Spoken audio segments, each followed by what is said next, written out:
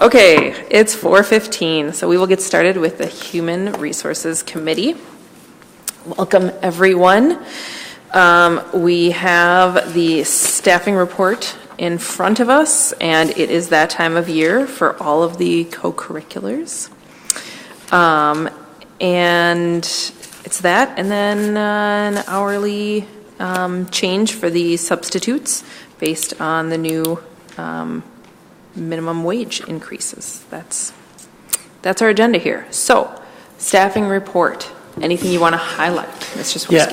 Yeah, I just wanted to be clear on this last page with the hourly and the substitute pay rates.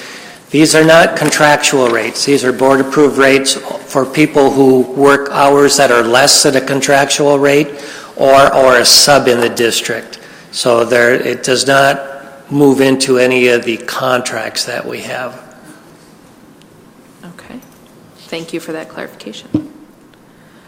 Member Oswald.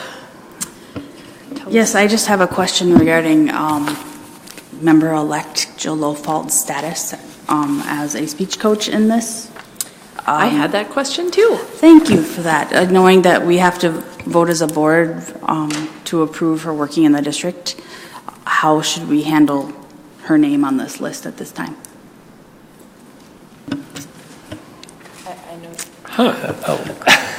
Very good question.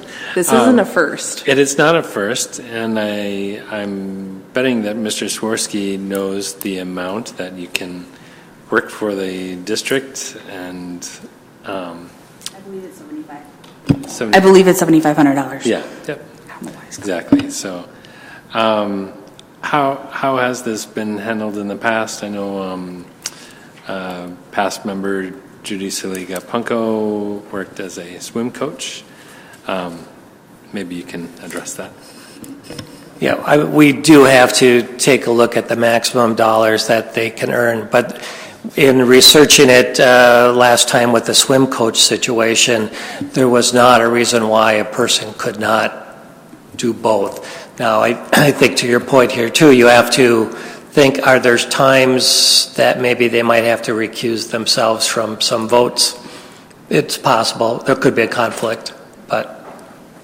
My question is to the state statute that requires a yearly vote for any board member that is employed in the district, and they have to have the approval of the board to do so. And it just has to be a yearly vote. It's according to the state statute. So I did forward that information on to the superintendent. I don't have it at my fingertips. So that's more of the question here is that, do we continue to approve her in this and then I'm assuming we're all going to vote for her being employed up to the maximum anyway, but I don't know if it's kosher to vote her in now or wait or how that works. And I just want to be following the law. I think if I have this correct, the school board is the hiring authority for the district. So any of the pays, the fulfillment of any of those positions are subject to the school board. And I believe that's probably what that whole statute is based upon. I would say at this point in time, in my head, voting on this now prior to becoming a school board member would probably be an easier solution than waiting for her to become a school board member and then approving it. I don't know if there's really a difference, though. Member Harlan? I just wanted to comment. There's oftentimes where we do have to recuse ourselves from votes, and isn't there a piece of where we have to disclose different areas? So that is an area that she would disclose, and when that comes up, I know last month when the long-term subs came up, I recused myself from voting for my mom to be a long-term sub, and it's just something that you as your board hold yourself accountable to, and then also we work with administration on that. Correct? Okay. Thank you. So I think Member Oswald's question is essentially, if we approve the HR report next week, are we taking the necessary steps per statute that we have to take in order to have an employee board member? Does that clarify your question, Member Oswald? Sort of. Is it like, does this do it, or do we need to do something else on top of that? And No, what should it's we that, do? is this valid, but speech season, I don't know necessarily when speech season starts. I think it's soon, but when we vote on it, when I'm assuming is in January, is it contingent on her working until that point, and then, we have to authorize her working forward from there?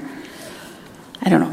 I ask this because I know I'm asking to sub at the same time that we ask that her employment be allowed in the district. So I'm just asking because of statute, and I know that she would have to be okay to work anyway. And I fully anticipate to have a very successful speech season with Jill at the helm. I'm not saying anything to the contrary.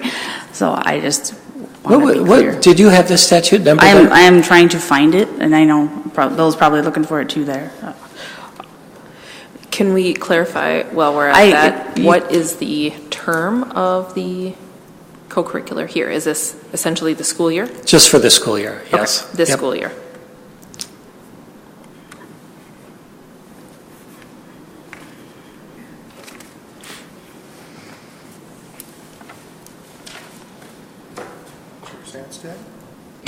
Yes, Member Welty. Well, while the research on the statute number is in effect, could I make an observation about this? Absolutely. Thank you. That might take some pressure off the people searching madly through the state statutes. You found it there. I would just point out, I'm aware of this myself because when I served on the school board in those old days that everybody rolls their eyes when I mention them, I also put in a request to the school board that I be allowed to substitute teach, and that school board chose in its wisdom not to permit me to take advantage of that. So it is something that is under our purview.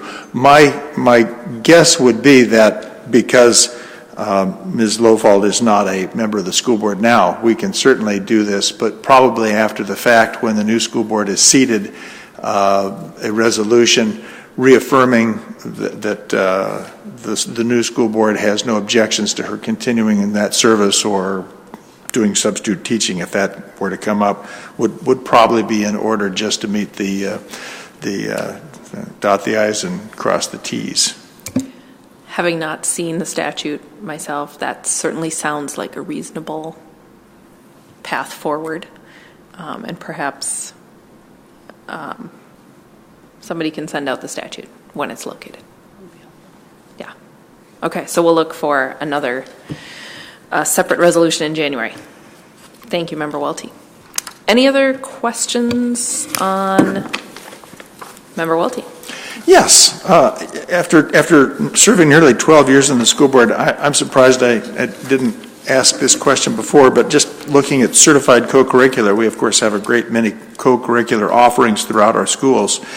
But I'm wondering why it's listed as certified. Is it certified because only certified staff are allowed to be the advisors? Are there cases when somebody who's non-certified is a co-curricular director or on the co-curricular list of advisors?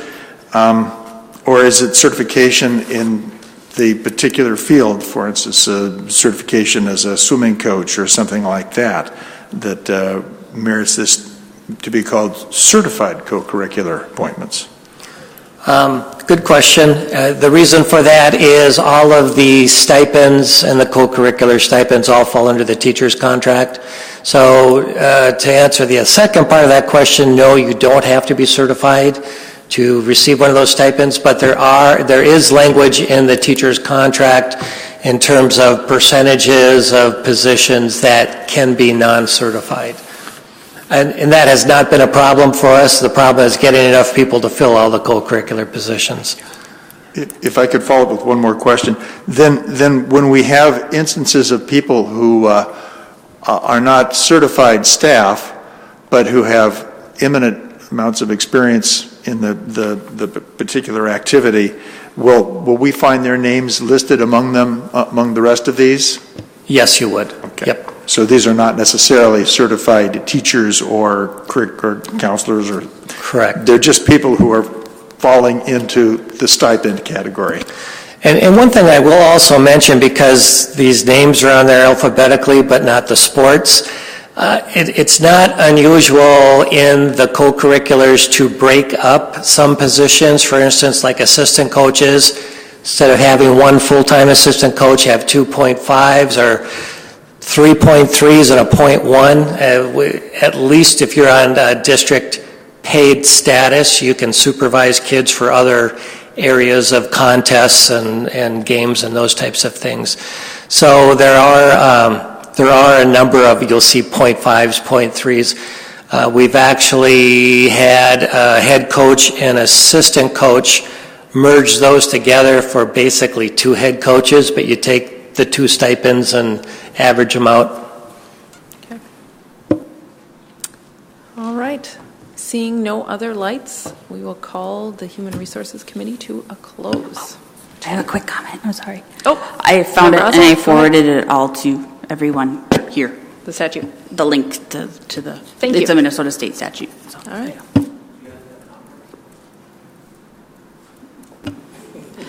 I have the number in just a second. It is, as I take my glasses off because I can't read, notwithstanding, or Minnesota statute 123B.195. Thank you, Member Oswald. All right, beginning with the Business Committee report. Heading into the financial report, A and B, budget revision, wire transfers, investment reports, AEPU projections. Can you walk through those with us, Mr. Hassler, please? We haven't seen them as much this year thus far, so it'd be nice to talk through that. And Member Johnston, we're on your favorite page, the APU projections. So if you have any questions today, let us know. Mr. Hassler, are there any updates on it? Okay. 22.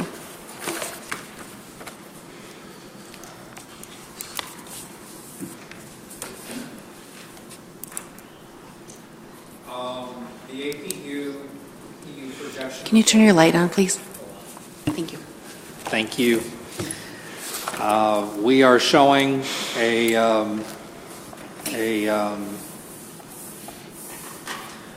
let's get down to the bottom here. The total APU that we're showing at this point in time is 8,901.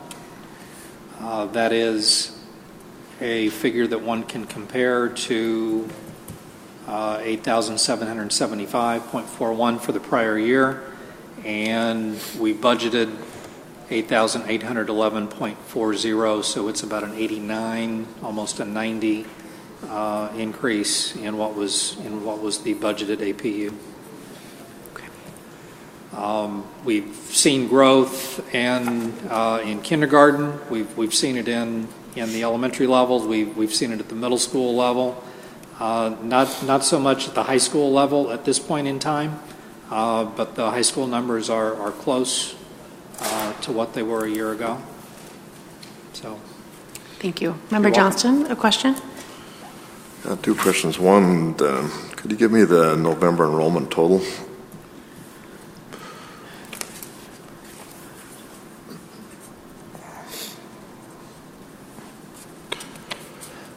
without the APU Right. calculated? November enrollment, the first column. Usually we have a total on that, and there wasn't this month. And I didn't have a calculator, so sorry everybody.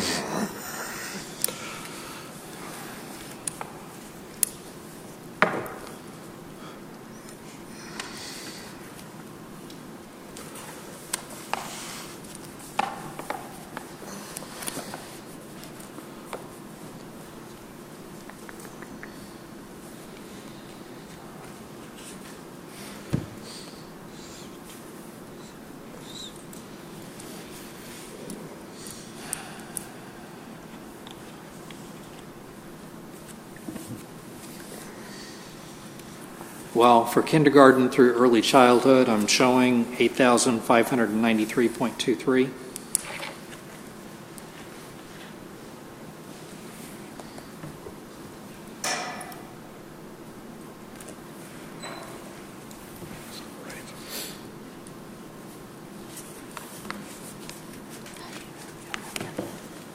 Second question, Member Johnston? My other question was actually going back on the Human Resource Committee. We did not talk about Member the last Johnston? item, which was a minimum wage increase. I wonder if we could go back there when we're done with this. Member Johnson, at the moment, we're in the business committee, so as we get to the end, we can have that discussion, but there weren't any further lights that Member Sandstead saw, so we've moved on to the business committee. So we're going to be discussing this, and at the end of this, if you have follow-up questions, feel free to, but there was opportunity. Member Kirby. I've asked this before. What does HK? It's kindergarten HK. What does that stand for? That's it's kindergarten for special needs, but it's poorly titled handicapped kindergarten. That's a state language, correct? It is. Okay. Okay. Thank you. It's poorly titled handicapped kindergarten, but it should be handicapped for special needs student, or excuse me, special need kindergarten for special needs students. Yes, kindergartners who receive special education services. Further questions on the APU projections? Okay, great. Members, any questions on 1A through G? If not, we'll move on to item 2. All right, seeing next slides. The next piece are the bids for the data center co-location services. We've taken bids for co-location services, and we had two bids that came in. Based on those bids, we are recommending that the bid be approved for Involta in a maximum anticipated setup amount of $189,600. Just a question: if we are already working with them, why do we need a setup? Why do we have a setup fee?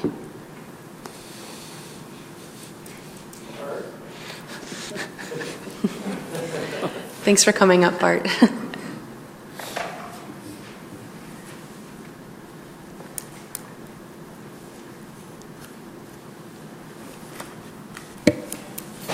Okay, where do you see the setup fee on there? So it says anticipated maximum or initial setup and maximum setup fee, $142,000 or 180 to a maximum of $189. If we're already utilizing their services, what do we need to set up for? Actually, I have a different spreadsheet here. So the 142 on there is what we anticipate we're going to start off this year with.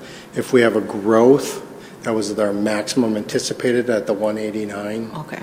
So if we were to do a one-to-one, or we need to increase our internet services or change our configuration on there. Thank you. So we assume to be at 142 for at least another year, if not 2. So it'd be like pretty much maximum service fee is more what we would think of it as, or instead of, I guess I'm getting caught on the word setup, just because it seems like maybe it is like maximum service fee or. Sorry. They go for the setup fee would be if we have to put more voltage in there, kVA, or if we have to install more cross connects for more connections. If we were to run 10 gig to our secondary schools and then 10 gig to the internet, those will be more cross connects, so they have setup fees and monthly fees associated with that. Could I take a crack at this?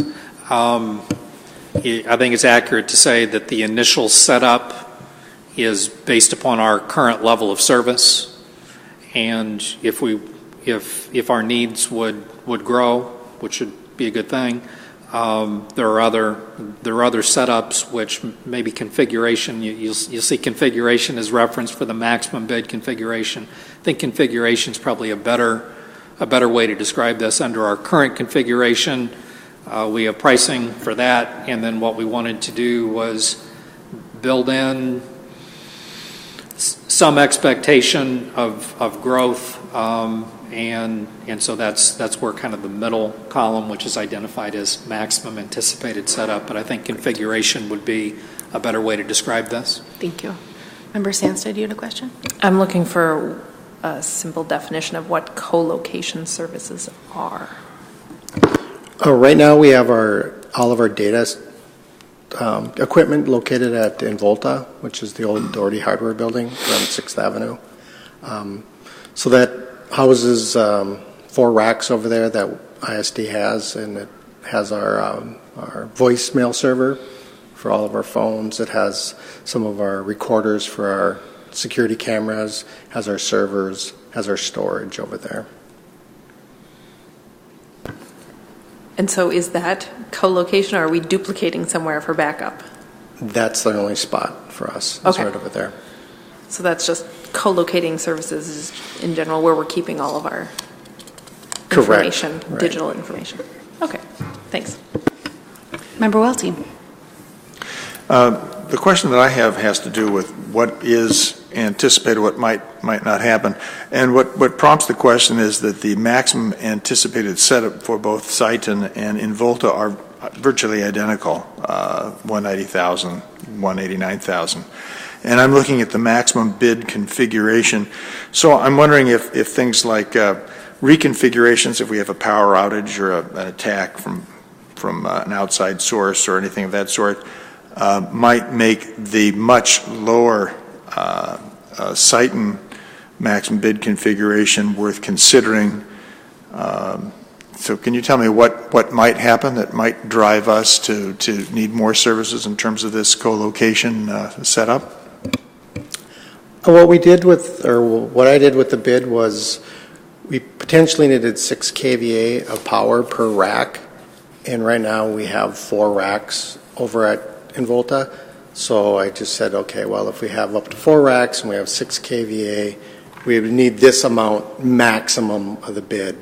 And we did the same thing with the cross connects, and we did the same thing with 4 racks. So it just worked out if we just kept on saying, okay, well, if we have a maximum of 4 racks, we have a maximum of so much voltage, and we have this maximum of cross connects. So that's why those numbers are up, quite high. We don't have that now, nor did we ever have that many cross connects or voltage used, but we just kind of And another way of looking at it is, based on our current level of operations, all the numbers that show up in the initial setup column are really relevant to what we're doing now. If we would have greater need, which would mean we're expanding our computing requirements, which, just throwing ideas off the top of my head, if we were in a position to extend one-to-one computing devices to our students, we would need more cabinets, would need more servers, and that would be moving us over into probably the maximum anticipated setup. I don't even know what kinds of things. The maximum bid configuration is something that I don't think we have any reasonable expectation we will approach in the next 5 years in terms of expansion of computing requirements beyond what we're doing today. And it doesn't have anything to do with if there's a power outage. It has to do with what our day-to-day computing requirements are and the equipment that we need to support those needs. Thank you. Bart, can you talk a little bit about, I know we've had a good level of service with them in the past. I've heard you say that. I know we're continuing the contract. Are you confident with continuing the contract with this organization? Yes, I am. We've had one outage with Involta in the last 4.5 years. Okay. That was initially when they were doing their dual power or generators. They did a cutover, and it did impact us for a short duration. But we've had pretty much 0 outages from them since then. Great. Thank you. Right. Seeing no further, let's move on. Thank you, Bart. No continued bids, RFPs, or quotes. Now we move on to policy regulations. Mr. Hassler, if you could give us a review of that, please. What we have for you is a proposed Board Policy 204 relating to school board meeting minutes. This is a model policy from MSBA. In terms of what we're providing to you tonight, I think you will only see really one modification, one addition to the MSBA model policy. You can see that. Mr. Hassler, you lost your light. Sorry. Didn't I have that on? They're jumping off today, so we'll just be wary. I'm so sorry. It's okay. Under Section 3B2, you'll see language in there that's being inserted that is in addition to what the model policy provides for, and that is language that exists in one of our existing board policies. With the approval of this board policy, there are several of our existing board policies that we would propose be deleted, and those would be deleted because the policies addressed in those separate board policies are covered by the model policy.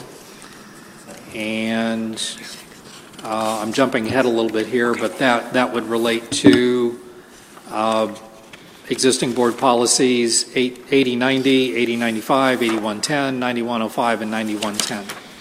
And those all follow in the section of the agenda that we're looking at to be proposed for deletion. Thank you. Order of questions, because lights were going off. I saw Member Oswald first, then Member Leffler-Kemp, then Member Welty. Member Oswald, your question. Thank you. My first concern is that, of course, we're proposing to delete bylaws in the 9,000 policies. And so I would like to request that our new model policy become a bylaw. I think that's fairly simple, and I don't know that there would be a lot of to complain about without that making that a bylaw, because of the note underneath the headline that says, note, the provisions of this policy are required by statute. So I think that would be a fair trade-off for my vote to delete the current bylaws. But also because of that note that says that the provisions of this policy are required by statute, the insertion of the prior language in a different policy about closed sessions isn't in statute, and so we need to either do something with that note or clarify that point of 3B2 isn't part of that, or something, because that would imply that is state statute. Okay, Bart, did you see that? It's just going off randomly. They're not going off randomly. There's a number of timings, so I think we'll just have grace with the process today. Okay, so so those are my comments. Okay, thank you. You had a clarifying question directly to that, Member Sandstead. Yeah, I just recall in the past that the note actually doesn't become part of the policy or bylaw. The note is just in here for our information. Is that correct? So that won't be in there. So that clarifies that. Great. Thank you. The next question was with Member Leffler-Kemp. Yep. I read through all of the deletions, and I had a question. It seemed like a lot of things transferred to this new model policy, except on page 29, 8095, procedures during meeting. I didn't see anything, unless I missed it, that talked about the chairperson shall preside at all meetings of the school board. In the absence of that officer, the vice chairperson shall conduct the meeting. So that first sentence there, and the 5th sentence about the chairperson has it within his or her power to keep discussions orderly and shall allow speakers to be heard only after they have received the consent of the chairperson. At the proper times, proponents for both sides of an issue may be given an opportunity to be heard. And I was just wondering why that was not in there, and I'd like to see it included. That's a good question, Mr. Hassler. That's something that we can take a look at, and we'll look to see if we can address that in the policy presented to the board in the board meeting. Thank you.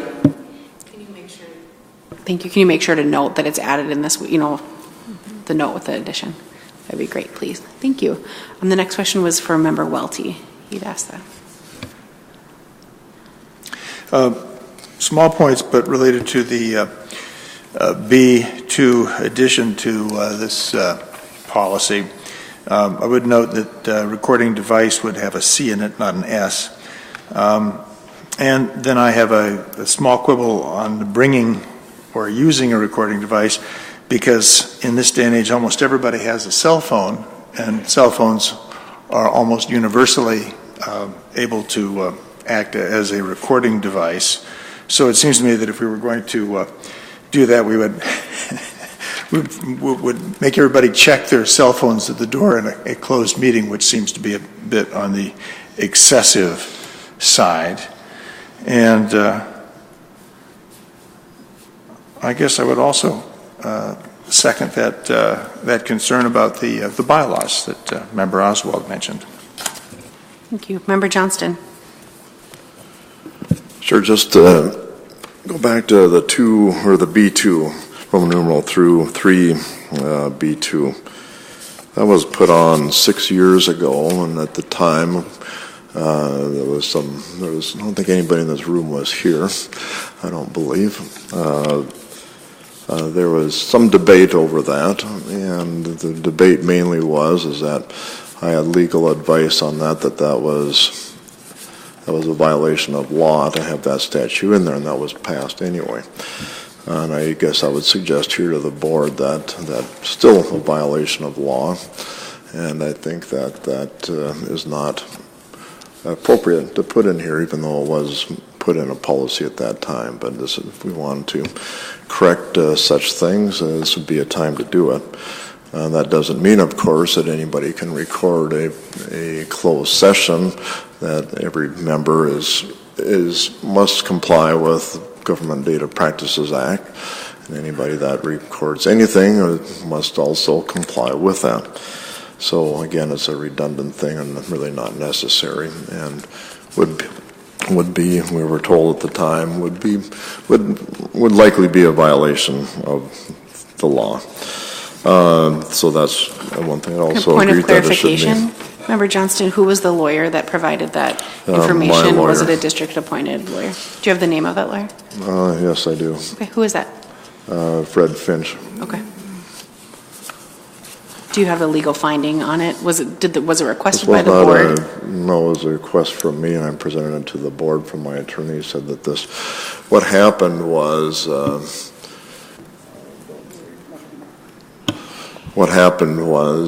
there was an attempt at the time for the chair at the time, whenever we had a special meeting, was inserted for several sessions that everybody, before we went into that, we were told that we had to take an oath that we would not record the meetings. And of course, that was the one that was declared by my lawyer inadmissible. And so then this policy was made. And as far as I know, nobody ever, I don't know why it was, even there was nobody ever brought any recording in. I don't know why anybody would want to record that.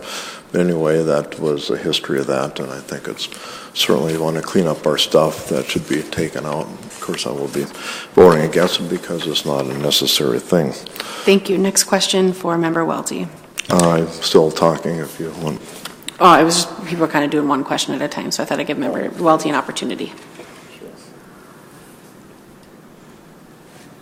Actually, I believe Member Leffler-Kemp had her light on before me, if you'd like to contact. She's already had a chance to ask a question, so I was just making sure you had a chance. My concern would be this, that once a closed meeting had taken place, I would be very concerned if the tape that would have been recording the board members would not be made available to the board members. I would presume that would be the only reason that somebody would want to come in and bring in their own recording, make their own recording of the meeting, so that they would have access to some kind of recall about what actually transpired during the meeting. I would feel far more comfortable if we made a note that school board members, all school board members would be permitted quick and immediate access to listening to the recording should they request it. Thank you. Member Leffler-Kemp. Just a comment. It seemed like, again, there was a number of line items about recordings and how long they're kept and access to them, so I think that's covered. I am just wondering, Mr. Hassler, if you could find out with other school boards around the state if they have B2 in terms of executive closed meetings, kind of that statement in there about members being recording. I'd like to just see what the language is in other school board. I'll be happy to do that. Thank you. Member Johnston. Just one more comment on that. It was not in the model policy, and this was added, and I think if we're going to follow model policy, we should follow model policy. I have another topic. Sue, is there any more questions on that, or should I go on to the next question on this? Member Johnston, you may ask your next question. Sure. Okay, back to B4. Let's read it to you. Recordings of the closed meetings shall be classified by the school district as protected non-public data that is not accessible to the public or any subject of the data. I didn't understand that when I first read it, but then I finally, I believe I understand that to be subject meaning a person, which is subject to, or that was being discussed. I did check the law on this one, and that language is not in the law. And so I would suggest that sentence be, or the clause, or any subject of the data be removed from that. Again,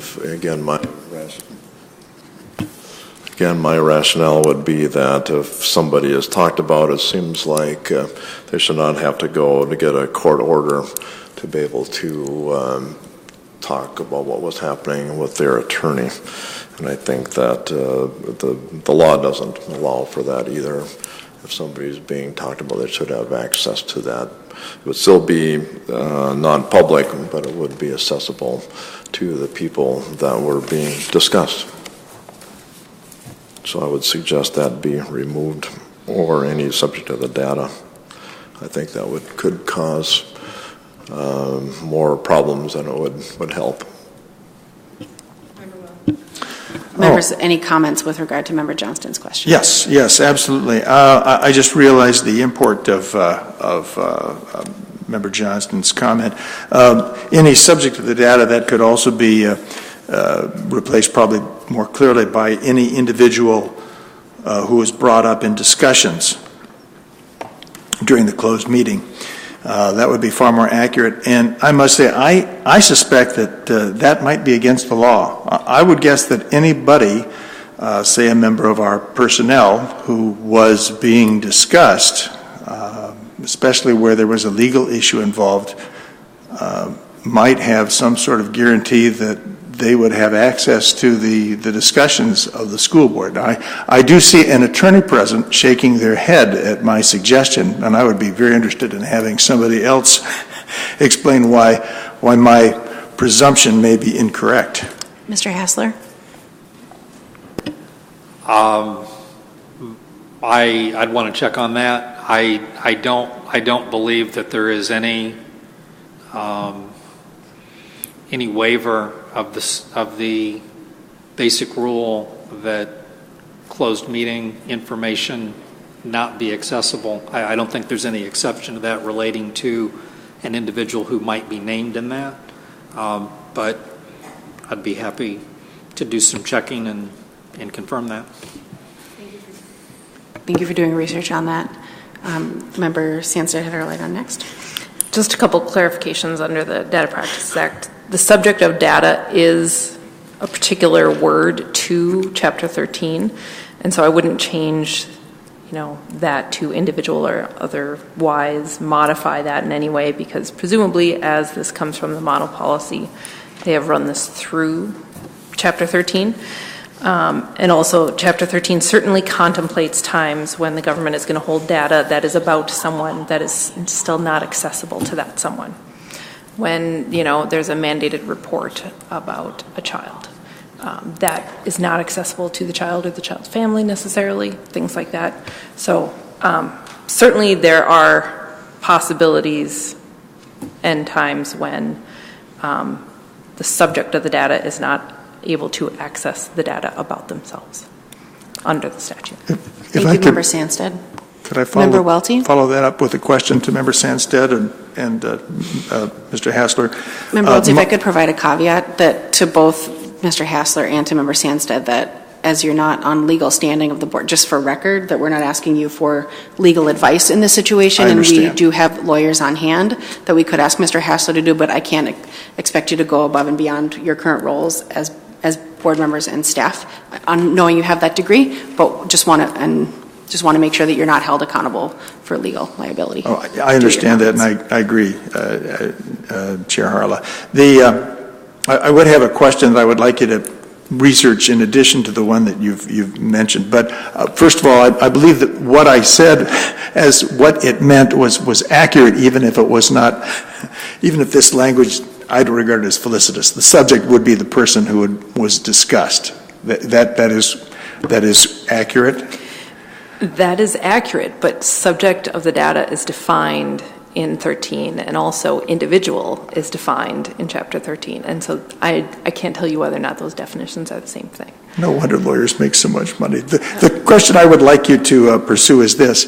If somebody who was discussed, the subject of the data, had the right initially to be at the closed meeting, but chose not to, but at a later date wished to know what was discussed about them, I would like to know if that would be an exception, because such an example of that took place not all that long ago, where somebody who had a right to be at the meeting to plead their case before the school board did not show up, but afterwards did make a request for the minutes at which her or his situation was discussed by the board, and I do not believe that individual was given the data. So I would be interested in knowing if under those circumstances the subject of the discussion or the subject of the data should be allowed to look at the discussions of the closed meeting. Member Oswald. Thank you. I apologize for trying to use my phone right away. I was seeing if I could look up the original model policy of 204, because what Member Johnston was speaking to is that he doesn't believe number 4, which would be, I imagine, number 3 in the model policy, is actually in the model policy. So I'd really like to check on that. And if it's in the model, if it's in the model policy, then I don't have any qualms about that. What I do know is actually exactly what Member Welty was speaking to, is that, I've been in closed session where a person or subject that we are talking about has been invited to be in the closed session with us and can decline or not. And so I just would like to know if they're going to decline to be there, are they being told that they are never going to know or not have access to that recording unless they get a judge to let them have it? And is that part of our procedure? Thank you for researching that, Mr. Hassler. Superintendent, you had a question? I don't know what's going on with the mics tonight, just saying. Just a side note, aren't your foots like around a cord? So just... I'll fix that microphone. It would be in another policy, and I'm not sure which policy that is, that if actions were taken against an employee as a result of a discussion in a closed session, there are processes in place for them to have hearings and opportunities to talk to the board. And so I think there are two different things: to take an action and to have a closed session, and that there's ways for them to have access to the information or opportunities for them to come back to the board and have an appeal hearing if they would like to. So that's another way of going about it. Mr. Hassler, could we request some information prior to the board meeting next week with regard to questions on this and the other questions that have come up in this meeting? That'd be helpful. I will do my best. Okay. Member Oswald, I think you had another question. Okay. Member Johnston? Just a correction, I believe this is in the model policy, but not in the law. I couldn't find that verbiage in the law. I could be wrong on that, but I didn't find that clause in the law. Thank you. But again, I certainly could be wrong on that. My search didn't find it. Member Leffler-Kemp? Yeah, I just wanted to remind people, too, this is a great discussion and lots of requests to Mr. Hassler. This is our first reading, so we will have a chance next month also for further discussion as well as information. So, thank you for the reminder of that, Member Leffler-Kemp. So actually, I think we could have the data by next month versus by next week. That's a knowing that you're also in the midst of a lot this week. So thank you for the clarification, and members will look for that information for the coming month. Okay, to edit that request. All right, so that moves us on, seeing no further lights, it moves us on to the placeholder. New policies and data practices. It's an insert in our packet. So, Mr. Hassler. This is a proposed new board policy specific to data practices. MSBA does not have a model policy that we were able to access for this particular topic. But the State Department of Administration, which has oversight responsibility over the Government Data Practices Act, does put out a guidance document.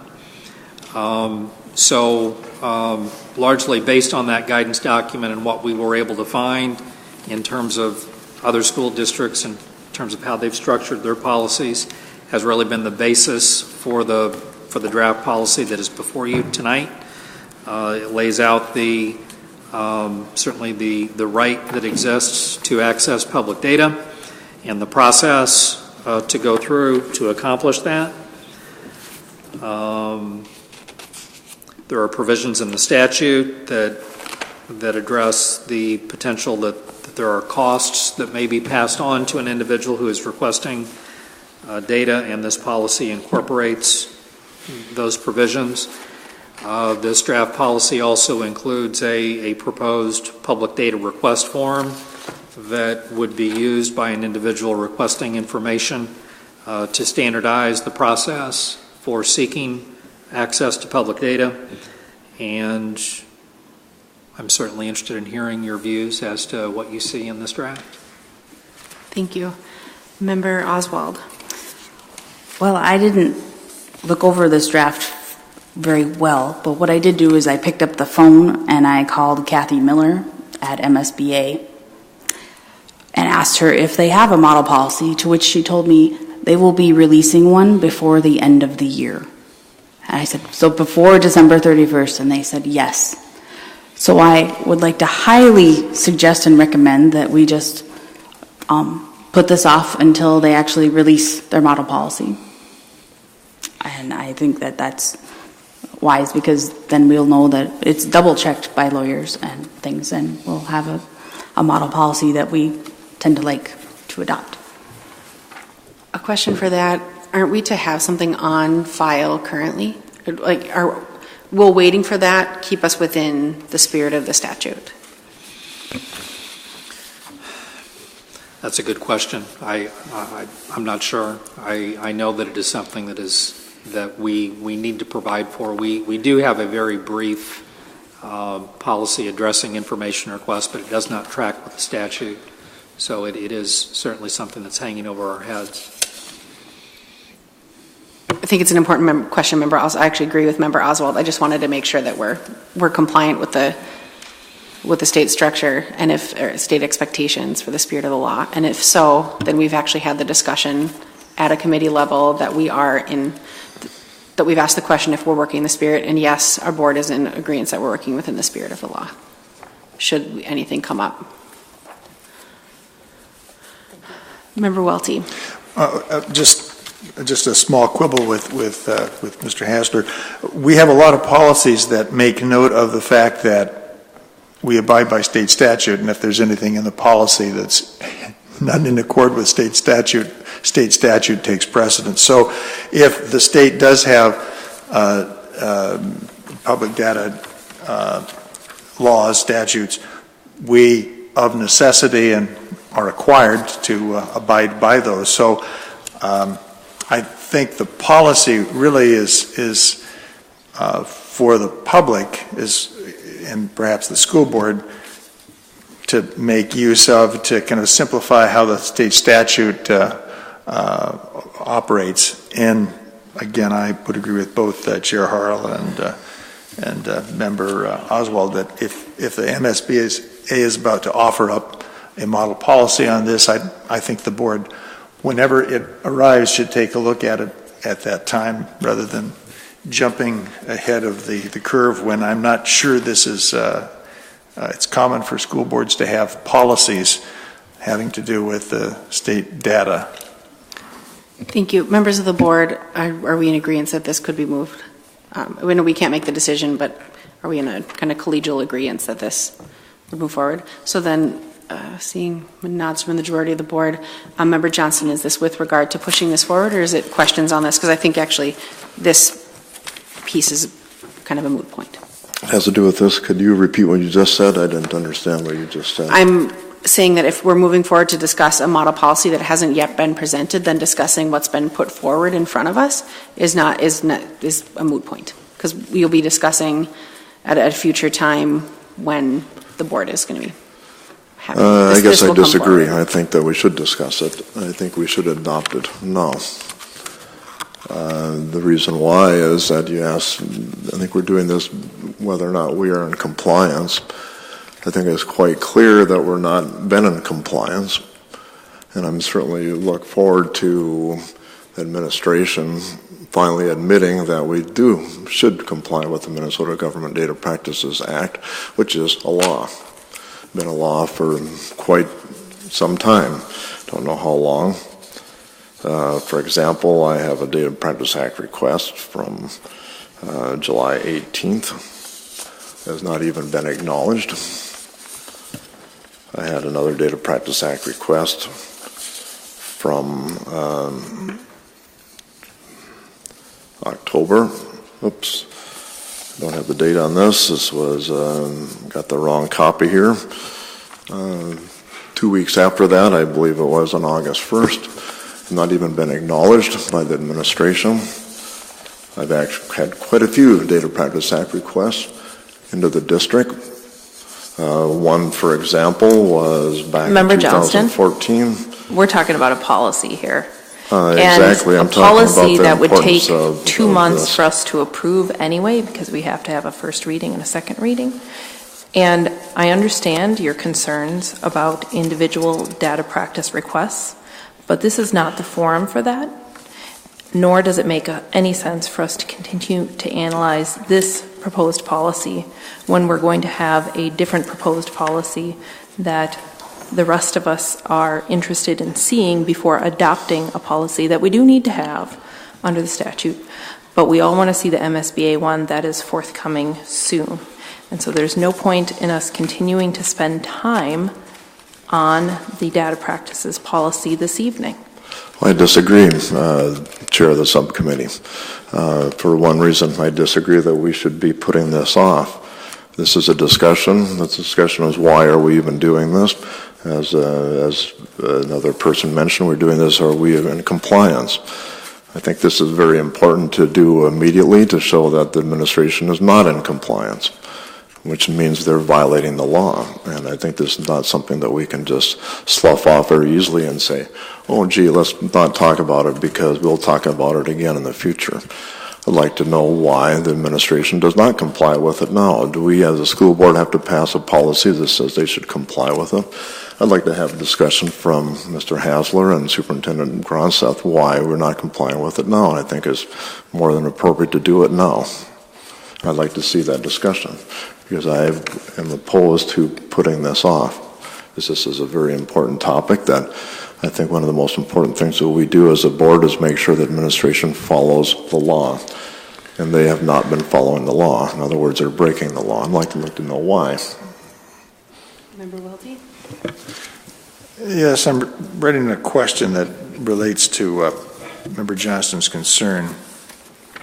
And I didn't quite finish writing it down, but maybe I can explain it all here. And then it would be something that I would like to have Mr. Hassler research. And the particular instances that Member Johnston are talking about really refer to him as a member of our school board putting in a data request which have not been honored or acknowledged and have been ignored. And there's been a long history of this taking place. So the question that I have, because essentially the reason that they were not honored is, I'm guessing, was because the majority of the board decided that some data would be kept out of Member Johnston's hands. So the question that I have is there anything in statute that makes a member of an elected body that limits them in ways that ordinary citizens are not limited, because a citizen of the state of Minnesota should be able to put in a data request and expect, if it's reasonable, to have it honored. But I'm just wondering if there's anything about being in an elected official which takes away the regular citizen's right to put in requests. So, because that has essentially what has been happening in our district, and Can I clarify your question, Member Yes, Wilson? please do. Did you just presume that there have been secret votes happening, that the majority of the board is voting not to answer Member Johnston's data request? Is that the accusation you're making? Well, it does sound like an accusation. I do suggest, I will admit, it's theoretical. There were no votes.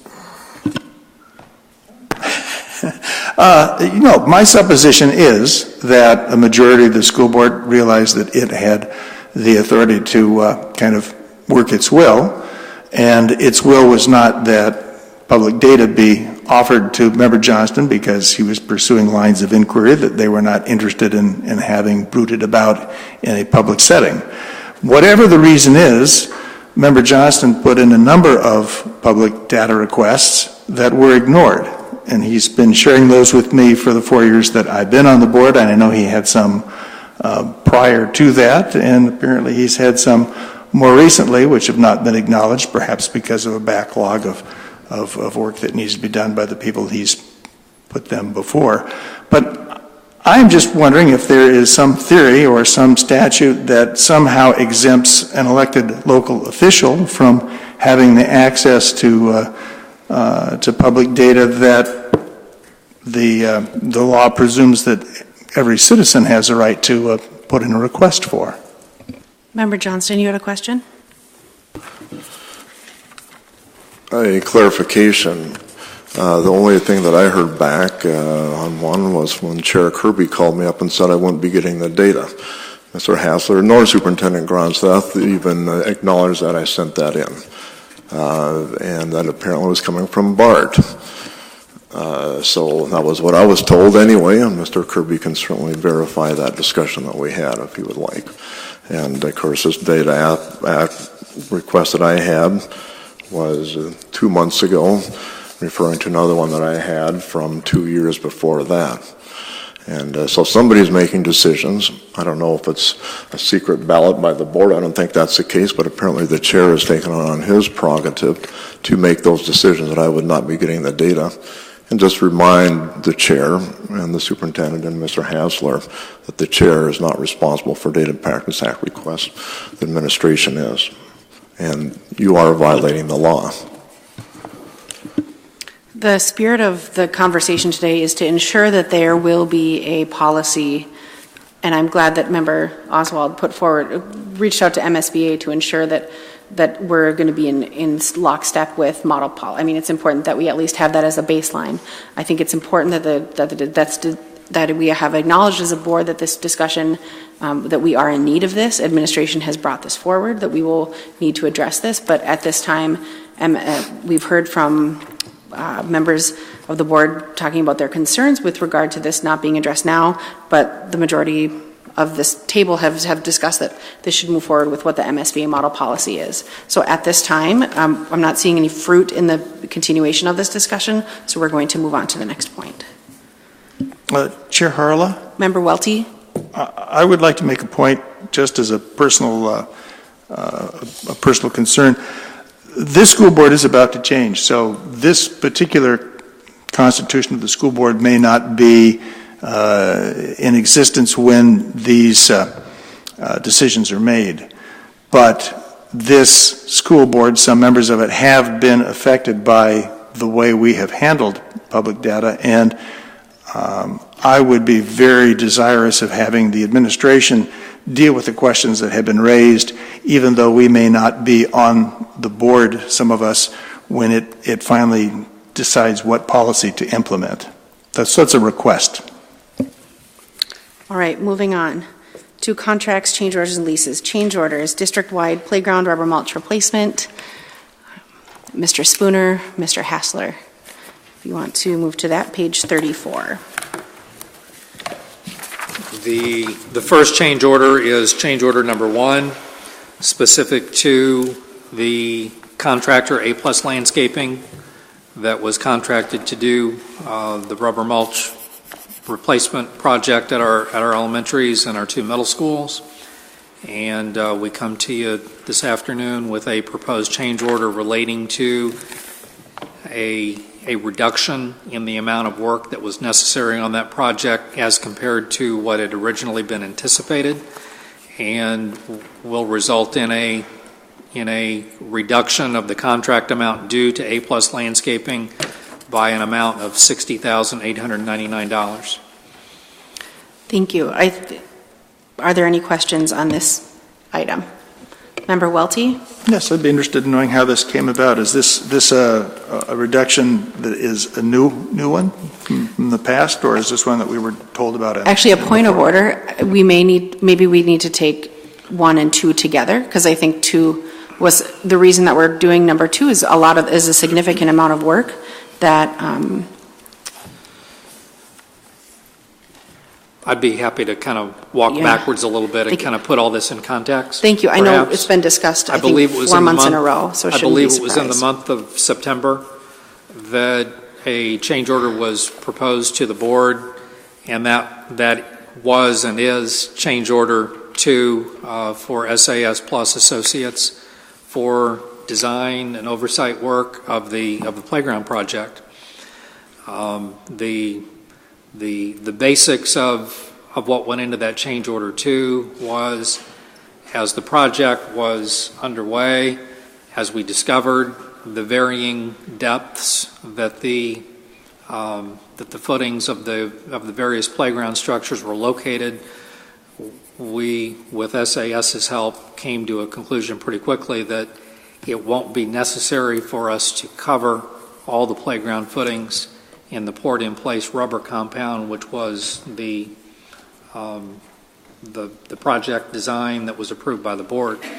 The rubber mulch, the poured-in-place rubber compound is kind of an expensive component, but under the circumstances, it was a judgment on our part that the board approved as a way of avoiding having to remove all the playground structures, dismantle them all, and decrease the depth of the playgrounds, and then reinstall with the footings at a lower level.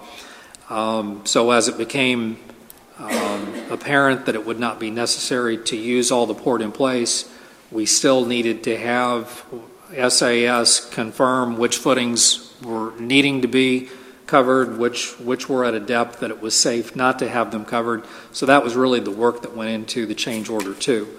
When this discussion took place back in September, I think I might have suggested to the board that, oh, by the way, as a result of SAS's work, we already know that we will see less poured in place being used, and we will see a reduction in the contract amount for the contractor.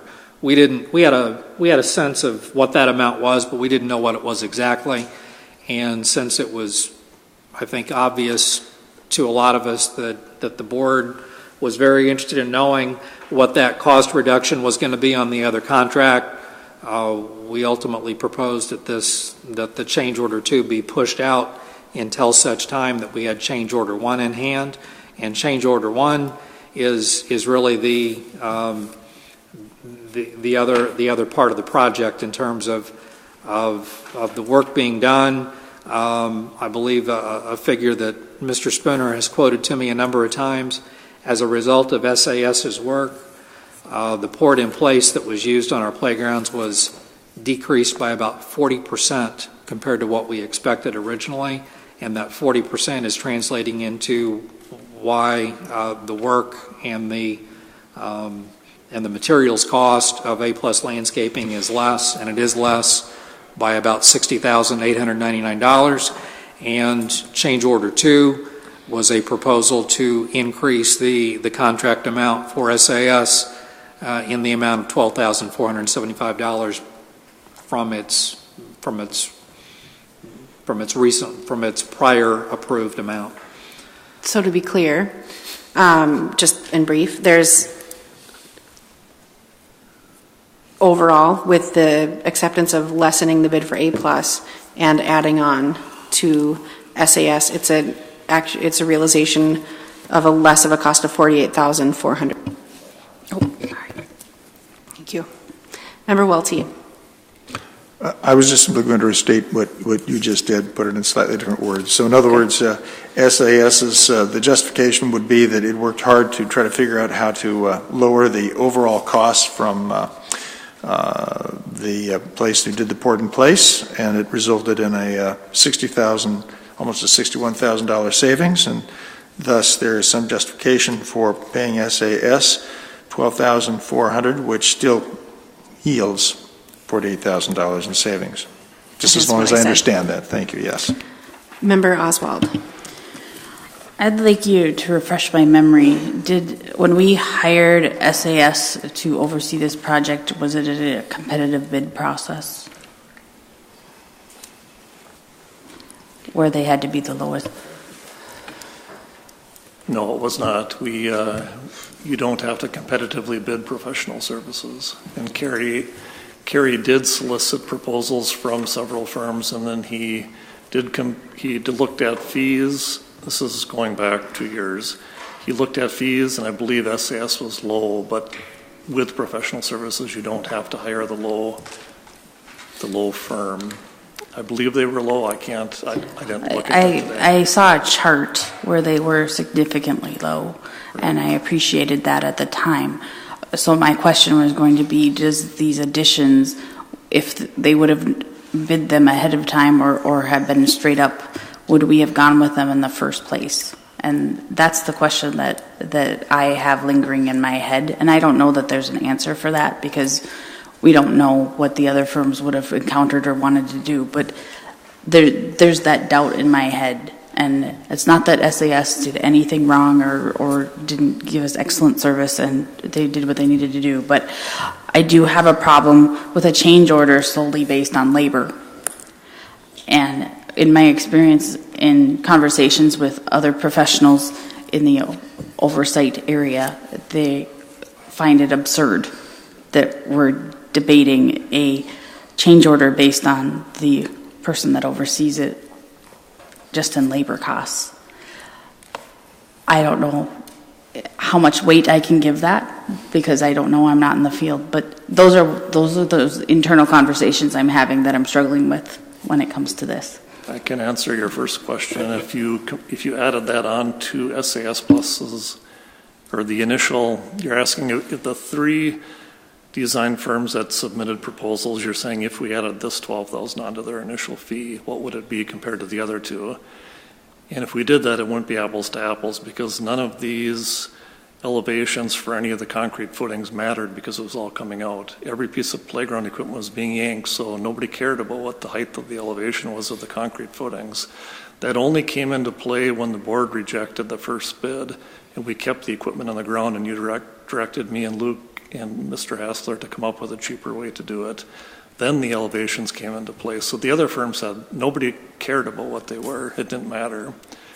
So that's the answer to the first question. And as far as the second question, I would say that as related to how I just described it, I directed SAS Plus Associates to do extra work because the equipment was now staying in the ground and we had to determine a way to ensure that the footings were at the proper elevation, either covered with board in place or it didn't need it. It could just be engineered wood fiber.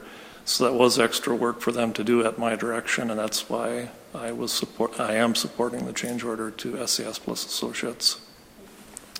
Thank you. Member Johnston?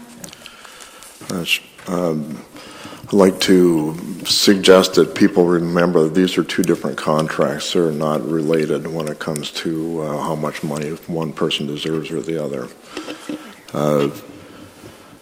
First of all, I'll talk about the second one, the SAS contract. Again, I believe that I sent the verbiage right from the contract that they were completely responsible for determining the state of it. They even hired a surveying firm to do that. And if you look over their contract, the labor, as Member Oswald put in there, that should have been included in that contract, and I don't see justification for the $12,000 at all. Probably the biggest concern I have was when we talked about this, was it 2 months ago when this first came up, the administration went on for a long time about how we weren't paying our bills. And they were confusing the contract about the general contractor replacing it with the SAS contract. Those are two different contracts, and the administration still seems to be confusing that. And just because we got a $60,000 reduction on the one contract doesn't mean that, oh, that's okay. That means that justifies giving SAS $12,000. No, it doesn't. Because me reading the contract, I've done many, many contracts in my career as an engineer, that SAS absolutely does not deserve that $12,000. And I am very concerned about that. And again, I will be voting against this because I think this is not wise use of our school money. And I think that we should be doing a much better job at that. And I will go back to talking about another issue afterwards. While we're talking about this, I will say that it's nice that we got a $60,000 price reduction on that, but that again does not justify giving SAS more money. Member Welty? I will be supporting this, not perhaps with a great deal of satisfaction. The whole mulch issue has been quite an odyssey. I suspect that if we had, at a different time in the year, moved ahead with this, as opposed to put it near the end of the point in time when we could reasonably expect that somebody would be able to fix all of our playgrounds, we might have been able to have, happier results financially and otherwise. But that's not how it worked out. I can sympathize with Mr. Spooner's directing SAS to do some additional work that had not been anticipated, and being concerned that after having directed them to do this, resulting in a savings for the school district, that SAS's additional work would not be given some sort of a compensation. Again, I think if we had acted with more alacrity earlier on, we might have had a happier set of circumstances for altering our mulch, but that was not the way it works. And even though I'm not completely happy with the cost, I certainly don't want to quibble over $12,000 that gave us some additional savings. And I do see that it's quite likely, it just seems likely to me, or apparent to me, that there was a tie between what the people who did the poured in place did and what they were directed to do by SAS. So I can live with this. Mr. Spooner, I want to thank you. And I know you've taken on your position in the last year, and it's really, you've done a lot of work to be responsive and work closely with a lot of different partners. So I want you to know that we're appreciative of that, as well as Mr. Saito, who, staff worked a lot of extra hours to ensure that this savings could happen. So we're going to move on to the next question from Member Johnston. Sure, the other topic, which I'm sure we've all seen letters from a lawyer, from a potential apparently competitor on this, making the claim that what was installed was not engineered wood fiber. And since we paid top dollars for this, now we're down under $1 million, still me top dollars for that. And I'd like to have some surety that what we got was in fact engineered wood fiber. Again, I've looked at the playgrounds and talked to people in the industry. And engineered wood fiber, there's some very specifications in the ASTM specifications on it. One of them is that it must pass a 3/8 inch sieve. I think anybody that's went and looked at the stuff that we've got, it clearly does not pass a 3/8 inch sieve analysis, absolutely not. Talking to the industry, I've also went door and door to campaigning. I had a lot of doing that and talking to lots of people. Surprisingly, one of the biggest complaints were, as you had mentioned, Mr. Spooner, that these things were sticking to everybody's clothes, all the kids' clothes, and the parents were complaining about that. Well, I talked to the industry on that. They said engineered wood fiber does not do that. So that indicates to me that what we got was not engineered wood fiber. Another thing which clearly does not comply with is, these are in our contract spec, is it's supposed to be ADA accessible. Clearly, what was installed is not ADA accessible. There's also an ASTM spec on that, which is in our contract, as well as the proper installation. And I've also read that ASTM spec. I've got all the ASTM specs at home. That's what I do for a living. And it clearly does not comply. So here we've spent $1 million. What we got, my hypothesis, again, I don't have all the testing. I didn't take a sieve analysis out there and take the shaker test on it or anything, but it's certainly looking at it, it does not comply. And clearly does not comply with the ASTM spec on ADA accessibility. I forget the number of that spec offhand. So again, I would like to have a surety from the administration that this is in fact engineered wood fiber and passes ASTM spec, and in fact passes the required ADA accessibility that was required by us as a board and is in our contract specifications. Thank you, Member Johnston. And before answering Mr. Hassler, or Superintendent, I do want to note that we've been forwarded a number of responses from staff to the whole board with regard to this. So I just want to note that we've had a lot of response to this, from one question to a number of things. I know that we did go through the correct process and for that staff. So Mr. Hassler or Superintendent, a brief response, please. Our bid specification document did specify that engineered wood fiber was to be used, and also specified the ASTM, the various ASTM standards that needed to be satisfied, as well as the requirement that the contractor provide testing documents to us to substantiate that the testing was done and that the material was satisfying those test standards. We have received 2 different sets of testing documents from the contractor taken at different points in time, both of which show that all of the relevant ASTM standards were tested for this material, and that the material did pass the standard established for all that. As to accessibility, that's one of the ASTM standards as well. The material did go through a testing process through the testing agency, which is separate from the contractor, separate from us, and the material has been found to satisfy ADA standards. One question that we dealt with in the installation of the wood mulch was that given the time constraints of having the work done, as the board had had requested be done, that the playground projects be brought to completion.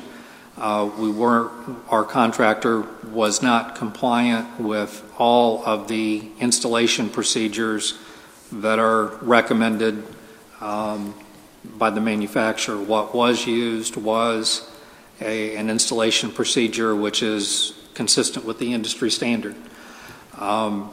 We felt we had really no option other than to do that so that the work could be completed. Even with that installation procedure, we just barely got the last two playgrounds done before the first snowfall came. And what we are prepared to do is to evaluate the compaction of the mulch on our playgrounds as we get into the spring months and see what level of compaction has taken place. Based upon our observations of our playgrounds at this point in time, we believe that the mulch that has been installed has already compacted to levels that we think are consistent with ADA standards. But we want to make sure that is true for all of our playgrounds, and we will do so as the weather improves and we get into the spring months. Thank you for your...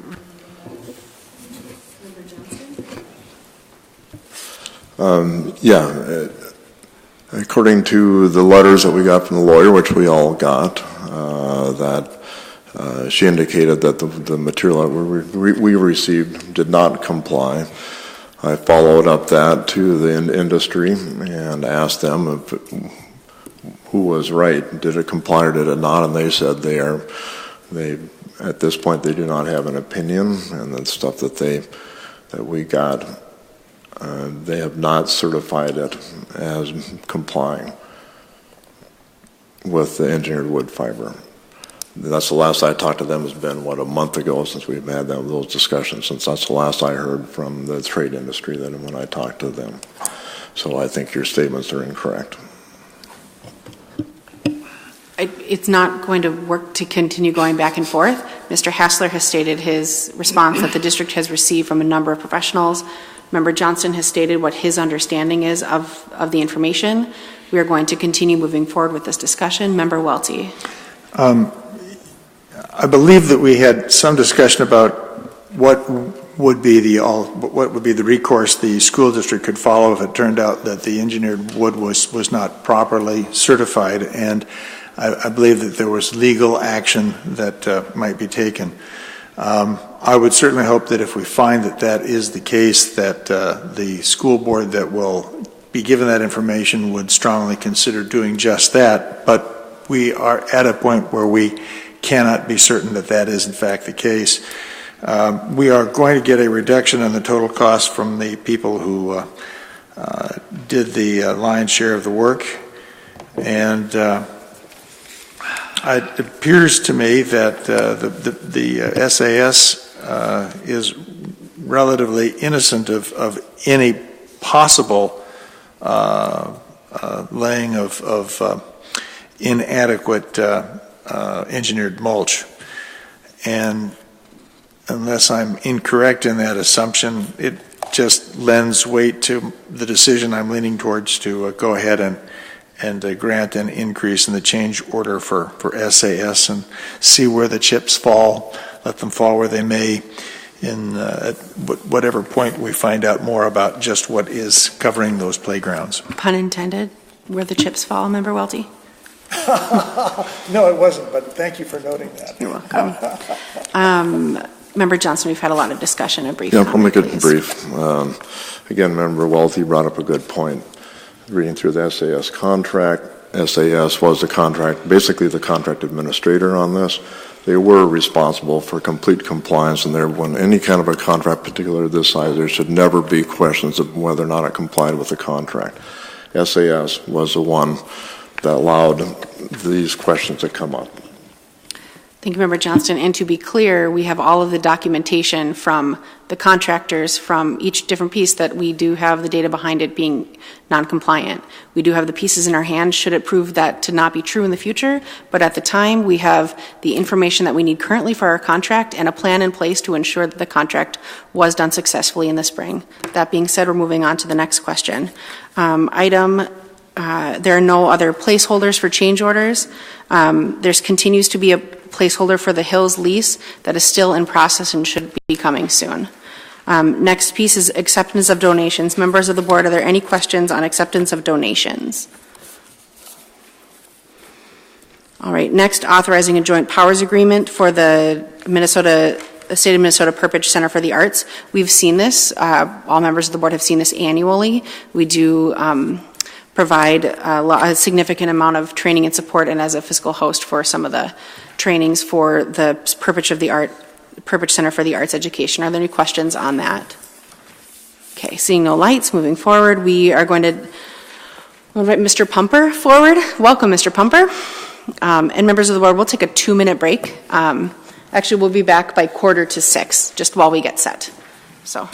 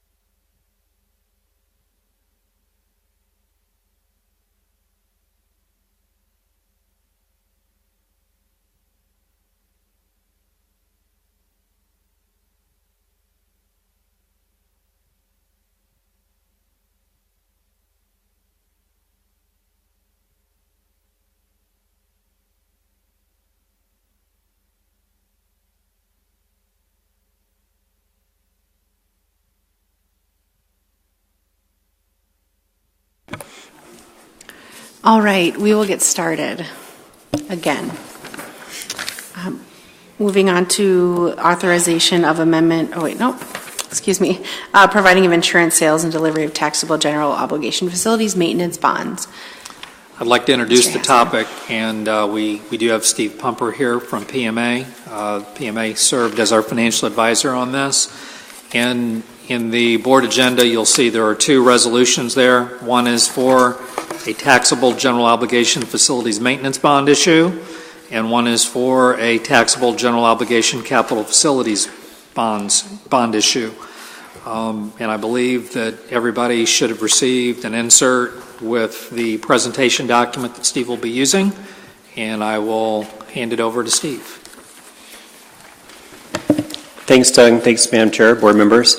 Madam Chair, your discretion, did you want me to walk through the presentation, or do you want me to stand for questions on it? Whatever you'd like is fine. You can briefly walk through the presentation. Okay, Thank you. that's fine. All right. Well then, board members, the very first page is the summary. It's called the sources and uses document for the taxable facility maintenance bonds. Those dollars are to be used for repairs at Rockridge and also for the new roof at Lakeview Elementary. And again, to put this in broad scopes, the reason we're selling two different types of bonds is because the facility maintenance bonds can only be used for replacement and repair of existing items that are in a building.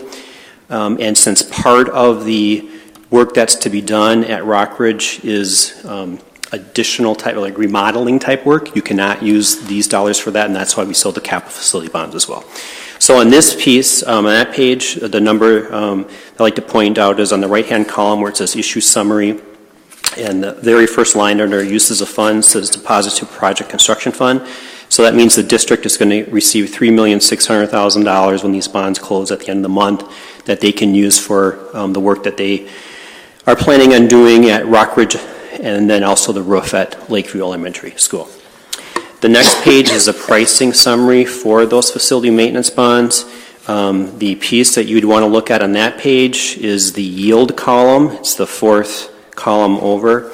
The coupons are what the interest the people who own your bonds will receive over the next 5-year period of time. So if I am a bondholder of the February 1st, 2018 maturity, I'm going to receive 2% of my money.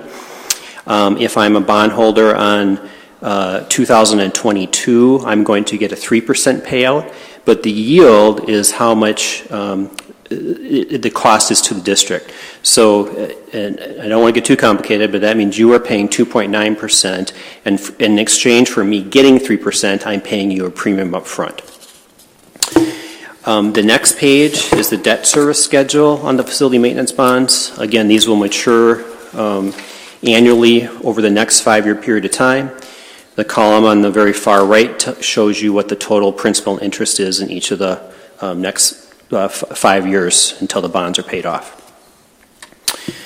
The next page takes you through the same type of format, but these are the capital facility bonds, and this is for the remodel portion of the work to be done at Rockridge. Again, on the far right-hand column under the uses of funds, you'll see that you'll be receiving $600,000 that will be used for remodeling that facility. The next page is a pricing summary for those bonds, and the yield matches the same yields as were on the facility maintenance bonds. And then the next page is a debt service schedule for that, $600,000, again, over the next 5-year period of time. The far right-hand column is the total of the principal and interest in each of the next fiscal years, 5 fiscal years. Then we get to the next page, which kind of explains what's happened since May 30th, when I was before your board, when the board approved an authorizing resolution to go forward with these bonds, and then what took place between that time and when we actually priced these bonds on October 30th. So on May 30th, when we were showing you projected interest rates, the 5-year MMD, and MMD stands for Municipal Market Data, and what that means is based on all the bonds that are sold nationwide on May 30th, this organization, this third-party MMD, on a AAA rated bond, the average would have been 1.24%. By the time we got to October 30th, that M&D has moved to a higher rate, which means it's going to cost you more money to sell a bond, and that went up to 1.40%. The second bullet point is important for the board members to understand as well. When we proposed the financing back in May, these were going to be tax-exempt bonds. We changed that to taxable bonds, which cost you more money to sell on an interest rate. It doesn't cost you any more money for cost of issuance, but the interest rate will be higher. And the reason for that is the district is going to be using the building for more than just their use. They're going to use it for some, as it says, private activity, so for a third party to use it. And if that is the case and it uses more than 10% of the building and different things in such a nature, you are not allowed to sell it as tax-exempt debt unless you issue it as a private activity bond. Mr. Pumper, can I just, that's because we're going to be leasing out part of the space to Woodland House. I just want to keep it within that so we don't have to long question after that. It's because of the lease to another. Okay, thank you. Thanks for letting me interrupt. No problem. Thank you. And just as a side note, you may have seen recently in the news under the national headlines, both the state, both the Senate and the Republican, or not the Republican, sorry, the Senate and the House, in their tax bill are contemplating not even allowing private activity bonds to be sold. That's still in debate right now, but I probably shouldn't have said anything on that because that wouldn't have been applicable here. You could have sold them, it would have delayed it, and it would have been quite a process to go through to save those dollars. You compare the 5-year TSY, which stands for Treasury, on a taxable offering. So you're going from a 1.4% M&D rate to a 2% Treasury rate as of October 30th. And then the last item is the district received a downgrade on their rating from Moody's. It went to a Baa2, or from a Baa2 to a Ba1. And that hurts you in yield as well. So then when we go to the final page, I wanted to kind of show you apples to apples about what was presented on May 30th, 2017, our estimates of how much it would cost the district to issue the long-term facility maintenance bonds and the capital facility bonds. So that's in the blue column. And you'll notice that the total cost for the long-term facility maintenance bonds was $222,458 with a true interest cost of 1.99%. The capital facility bonds were $43,433. The total of those two is just under $266,000. The actual sale results on October 30th took place, and you'll notice the increase in costs to the district. So just shy of $268,000 for the facility maintenance bonds and just shy of $51,000 for the capital facility bonds. The total on that is $318,631. So the total cost over the 5-year period of time for both of these two bonds from when we presented in May to actually sold in October is an increase of $52,740 over the 5-year period of time. And then my last page prior to the disclaimer shows what was included in the resolution that the board passed on May 30th, again, a parameters resolution.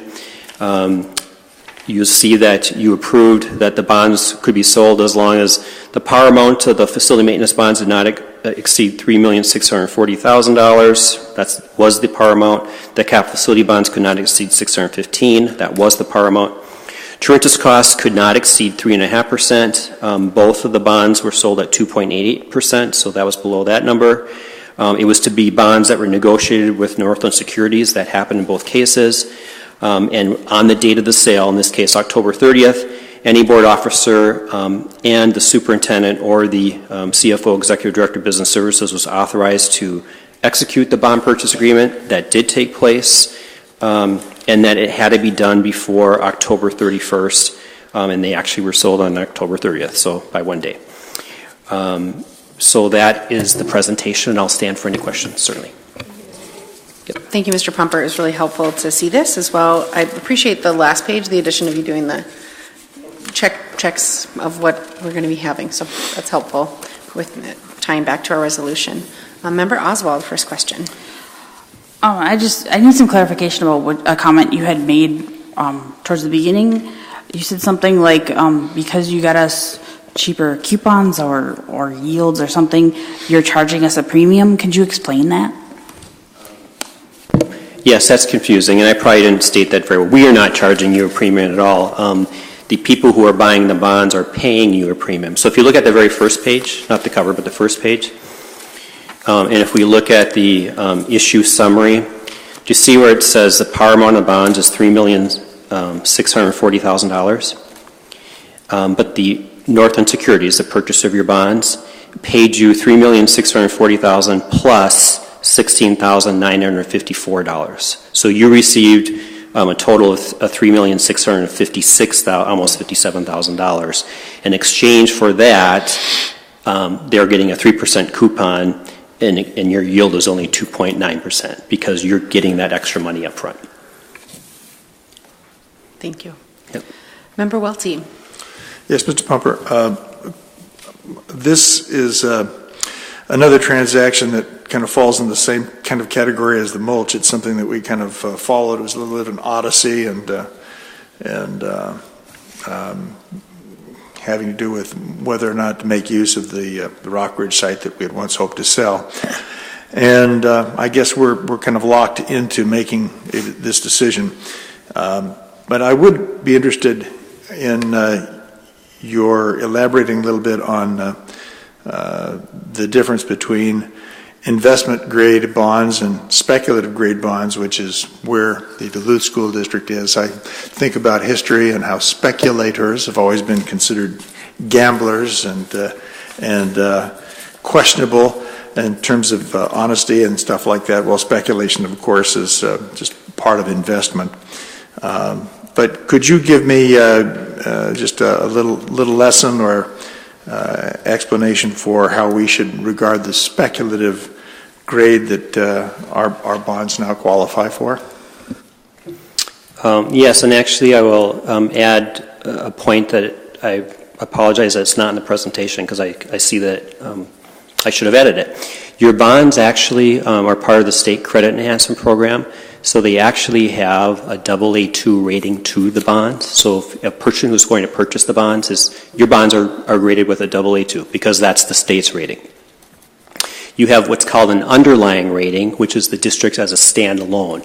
And that's what has a speculative grade of a BA1 right now.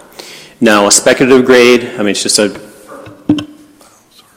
a term used, and that comes into play when investors, especially for large companies or insurance, companies, something like that, have their own investment policies, and they're saying that what are you able to purchase for their portfolio, and it has to meet at least an investment grade, and that would mean it would have to be above a BA1. So there are people who could not purchase on these bonds if they only carried the district's rating because they wouldn't qualify on their investment. Certainly a speculative grade means a rating company believes that the industry or the institution that they are rating, there's some concerns on the financial end. If I could follow up, you said that the state grades, which apparently we fall under in some respect, are AA2 ratings, which is would be investment grade. Is that because the state is the ultimate source from which our lenders would be compensated if something happened to the district's ability to take care of its much lower grade repayment of these bonds? It applies to any district that uses the program. It's called the State Credit Enhancement Program, regardless of your own rating.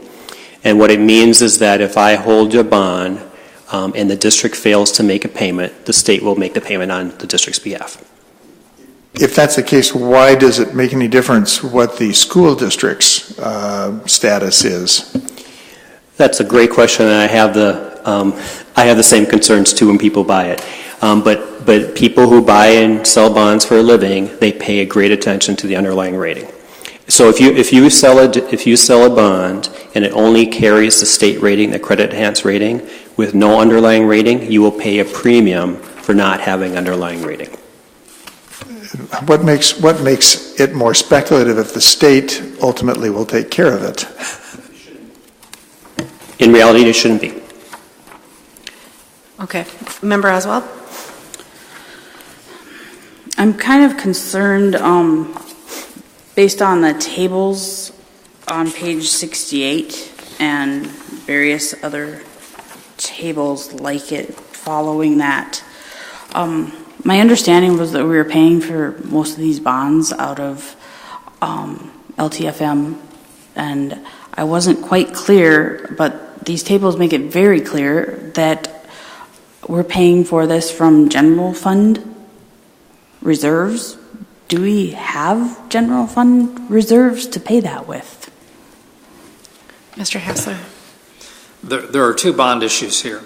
One of them is an LTFM bond issue. Now, technically, LTFM falls within what is considered general fund. We have broken our general fund into three components, which is a common practice around the state for school districts to kind of segregate transportation and LTFM.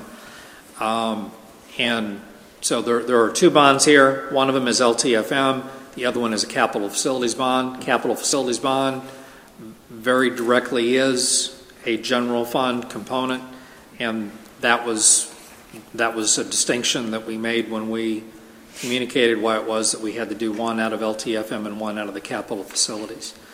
Our LTFM will have revenue equal to or greater than what it needs to be to make payments on the LTFM bonds, and we will make certain that the capital facilities bonds that are payable out of general fund will also have sufficient resources to meet those payments. Thank you.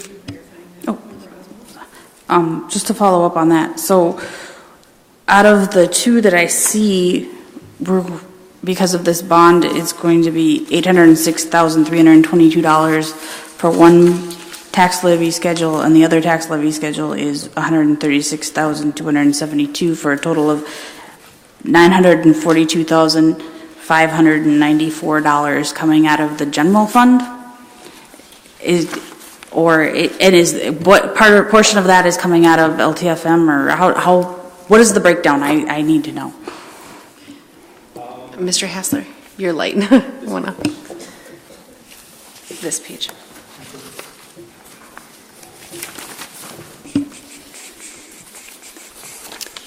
Can I answer that, Doug? Is that okay? Please do. Yeah. So if you'd look on the second to last page on the sheet. Mm-hmm. And under the green column, do you see, for fiscal year 2008? They may not have colors. Oh, sorry. So the right-hand column. My fault.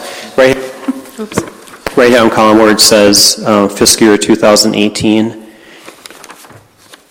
And it says $771,734 under LTFM. Do you see that? I just want to make sure we're on the right page. What page? I'm not sure which page you're on. That's page 9. It's really faint in the right-hand corner. Okay. So the very first row on the right-hand column says LTFM. It says 771,734. Mm-hmm. That's how much would be paid out of the facility maintenance. And $132,825 would be out of the capital facility.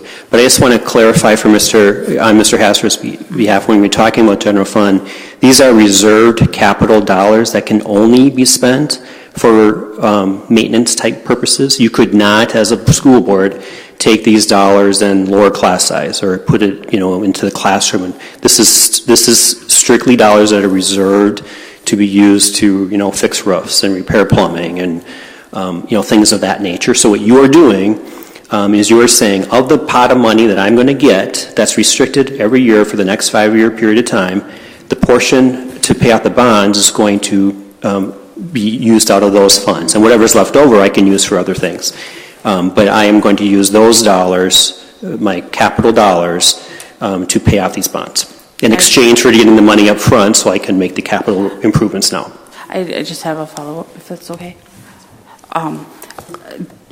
That's not clear on what's in our board book. what it says at the bottom of our charts is to be paid from school board appropriation of $806,322 from general fund reserves from long-term long-term facilities maintenance, and $3,999.55 from the rounding amount.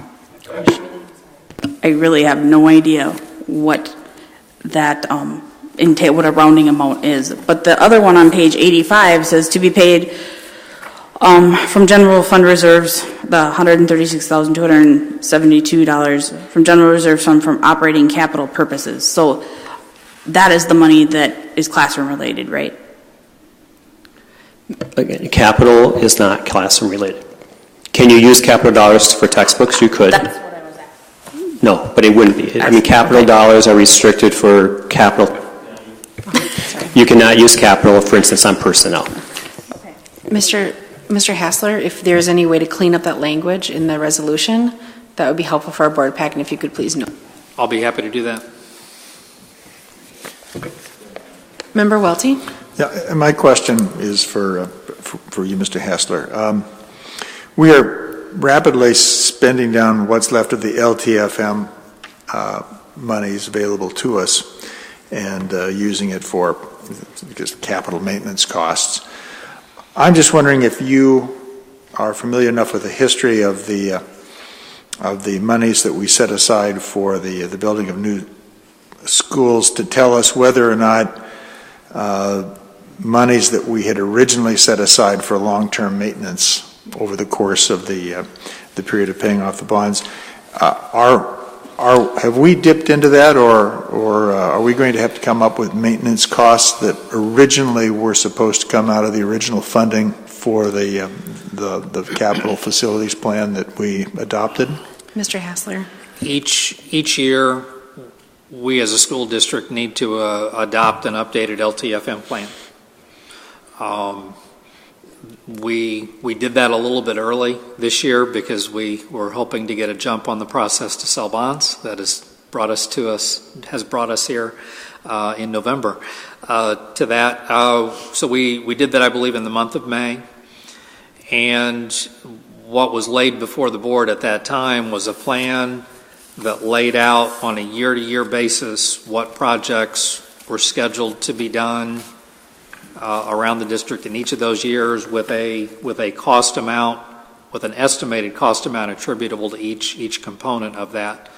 As Mr. Pumper has pointed out, the LTFM related bond payments that will be due to bondholders will be paid out of what would be LTFM revenues, and those payments were incorporated into the plan that was presented to the board on May 30th to recognize that part of, not all of, but part of the LTFM levy dollars that we will receive will go towards repayment of the bonds for this project, and other projects are slotting in each and every one of those years based upon judgments that we make on a year-to-year basis as to what priority exists for different projects that need to happen and when they need to happen.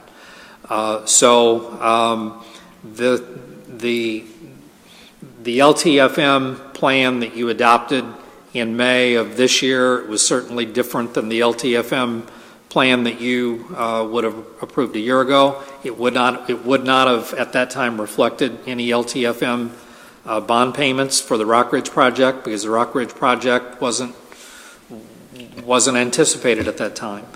But on a year-to-year basis, we will be coming before you each and every year with plans for projects that are identified as needing to happen, dollar amounts that are attributable to that, and so the bond repayments for this project are falling within that plan, and that is as it was presented to you in May. If I could just Member Welty? pin you down a little bit more. My concern is about maintenance for all of these wonderful buildings that we have, and whether assumptions that were made at some point in the process are going to fall on hard times, because originally we thought we would be using the LTFM monies to maintain these new buildings. So I'm wondering if, are we going to have the maintenance costs that were originally envisioned for maintaining these buildings from the LTFM funds? Can I rephrase what you're asking in another way? Are you Sure. Are you asking that by making these payments on these bonds, are we squeezing out other projects that would otherwise have occurred? Sure, that's one way of phrasing the question. It is accurate to say that if we were not doing this, there would be more money to go around and address needs in other buildings. But having said that, the choice that we faced as a school district was doing work at Rockridge and paying for it in its entirety out of existing monies that quite frankly did not exist in an amount sufficient to do all the work. If we didn't have that much money in our LTFM to do that. If we would have effectively squeezed out everything that existed at that point in time, but we didn't have enough in LTFM to accomplish that. So what we came up with was a compromise solution, and that was, okay, we don't have enough money on hand today in our LTFM to do all the work that needs to happen at Rockridge and pay for it all without resorting to a bond issue.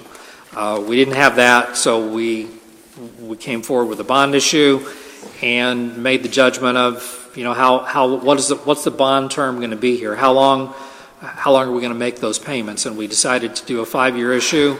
We could have done a 10-year issue. Maybe conceivably we could have done a 20-year issue. But the cost and benefits of doing that is, as you stretch out the term for those bond payments, it makes the amount in any given year a smaller amount, but over the course of that entire repayment, you pay a lot more in terms of interest cost.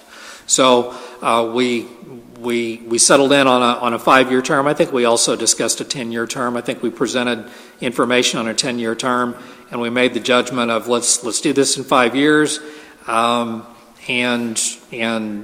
still have additional monies available to us to do the top priority items that need to be done, and be done with those payments within 5 years, and then that would then open up opportunities for us to address additional needs in other buildings around the district. Thank you. All right, Member Johnston. Just wondering, when will this school board appropriation of $950,000 appear on our books?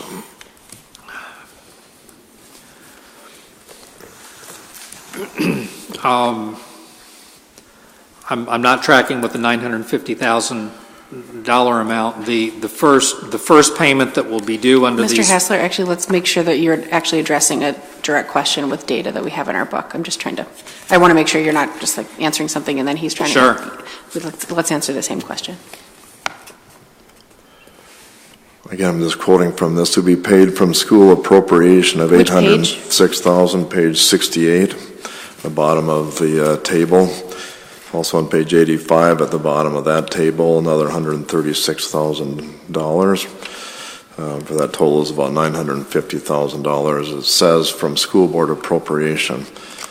So my question is, when did we appropriate it, and when will it show up on the books?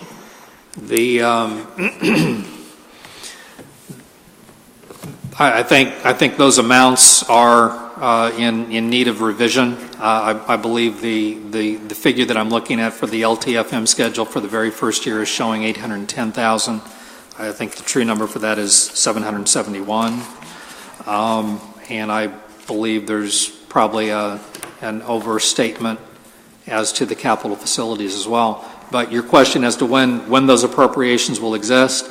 The budget that was approved by the board for FY18, I think, anticipated an LTFM payment of how much was it, Dave? $750,000? $790. So the appropriation for the payment that is due in the first year of this already exists for LTFM, and I'm confident the same is true for the capital facilities amount as well. But in terms of these tables, the Exhibit A's, I believe those figures require an update to confirm the amounts. I believe those amounts are stated a little bit high.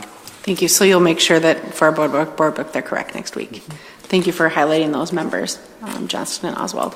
Member Johnston, a follow-up question? Yeah, I don't recall seeing that when we passed the budget at all. Again, when will it show up on the audit? Will it be next year then, or will it be showing up on the audit? I didn't hear the question. I said, first of all, I don't recall that discussion when we were past the budget. The second question was, or second statement was, when will we be seeing this appropriation from the general fund reserves? When will it be on the audit coming up this time, or will it be on next year's audit? That'll be part of next year's audit. Okay, so our general fund reserve is down to $110,000 this year, so we're going to get another $750,000 hit on it next year. Is that will not come out of that? Okay, Steve is shaking his head. It will come out of the budget. It will not necessarily come out of the reserve that exists. It will come out of the budget as a whole. Member Johnston, as a review of a number of questions, we've highlighted that this has been stated incorrectly, and so then we went back to the projected actual debt service schedules where they highlighted that's going to be accurate. In our packet next week, it will be listed more accurately in a way that this has been discussed. So do you have further questions beyond this one? Yeah, I'll see what the wording says. I'll see what for a change by $10 or not, if it's still coming out of the appropriation and general fund reserves. I'll be looking for that. Thank you. All right, seeing no further lights, we will thank you, Mr. Pumper, very much. That's a long drive for you. We will move on to expenditure contracts. I think Member Oswald had highlighted that she had a question on that. Member Oswald, your first question. I'm looking on page 111 at the contract for InterQuest canines. I'll give people a minute to get there. 111. No. It's 111. Chromebook error. Right after Youth Frontiers. Yep, Youth Frontiers Inc.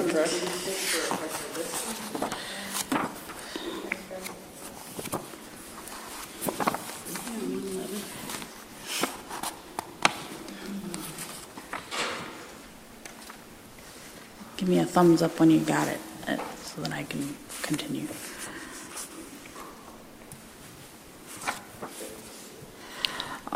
Okay.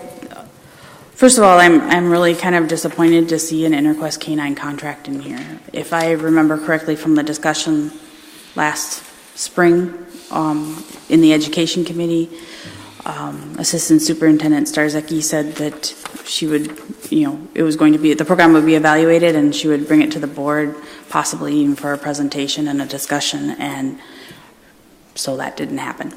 I'm not happy about that. The next point I have is that there's one agreement in here consisting of 3 pages, and it's only signed by Danette Sibo, but yet it's a contract supposedly for East and Denfeld, according to Section 4 of the reimbursement. It says that it's good for 7 visits and 1 demo for each Denfeld and East. So I would like to know if Denfeld is sharing a cost of this contract, or is East covering the whole cost, since it was just Ms. Sibo that signed the contract? Mr. Hassler? It's my understanding that the buildings are sharing in that cost. Okay. And so I have many questions and objections, and I really wish that we could have had a discussion, because I do have a question about students that are following Minnesota state law at this point that carry their prescription drugs on them in accordance with the law, and when they're identified by drug dogs, and if that's a violation of their rights, considering they are following the law but are yet identified and have to explain themselves. I would hope that Mr. Hassler, maybe you could look and see if there's any conflict to their right based on the Minnesota's State Nurses Association, I believe it is, rights to administer medication in schools. Because the thing that bothers me most is that a lot of kids are carrying prescription medications based on anxiety and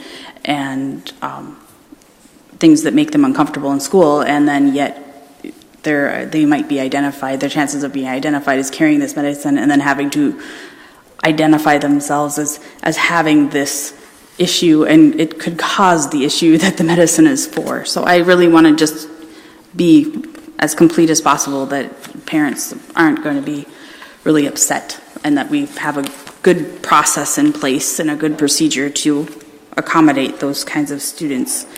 I guess the last thing I have to say is I would really like to know what these dogs are finding on our students, to make sure that yes, if they're not finding anything, you can say, they're preventing it, and that's great too, but I would like to know what they are finding, if anything, and if we could get that in a report of some sort, I think that would be very interesting to know. If it's like a quarterly report, or even if we keep that kind of data, I would like to know, because if they're finding a lot of things, I mean, I might change my opinion and be wholeheartedly for these canines and maybe more, but maybe this is just right. I don't know, but those are my concerns, and I think I think they're well worth hearing, and I still would hope that we could have a discussion and perhaps presentation to the board about that. Thank you. Thank you. I see Mr. Hassler noting that, so I'm sure that he can circle back on that. You had an additional question on another contract. Yes. On page 114, it's just a bookkeeping error. It is for Jackie